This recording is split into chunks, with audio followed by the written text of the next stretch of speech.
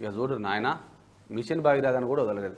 Bhagiratha corruption 7,000 కోట్లు, pipe line వేయకుండానే బిల్లులు క్లియర్, మెటీరియల్ కొనకుండా ఫేక్ బిల్స్, ఇంట్రా విలేజ్ వర్క్స్లో గోల్మాల్, ఫోకస్ పెట్టిన రాష్ట్ర సర్కార్, విజిలెన్స్ ఎంక్వైరీకి సీఎం రేవంత్ ఆదేశాలు, ప్రతి మండలంలో ఒక గ్రామం ఎంపిక, స్మితా సబర్వాల్ పాత్ర పైన ఆరా, గోల్మాల్.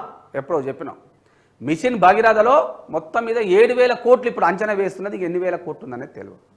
కొత్త పైప్ లైన్ వేస్తామంటది, వేసిరా ఏ గ్రామంలో? నేను ఛాలెంజ్ చేసిన ఆ రోజు కూడా, దానాయమట అని చెప్పిన. ఎక్కడ కూడా కొత్త పైప్ లైన్ వేయలే.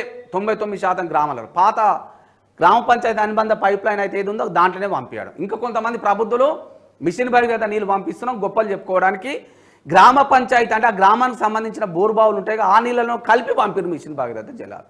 ఎవరిని ఉద్ధరించడానికి పెట్టిర్రు అబ్బాయి అని చెప్పినాం. పథకం ఉద్దేశం మంచిదే, కానీ నీరు గారుతా ఉందని చెప్పినాం. అది విమర్శలు అనుకున్నారు, ఇవాళ చూడరు. ఇక పాత పైప్ లైన్లోనే నీళ్లు పంపి కొత్త పైప్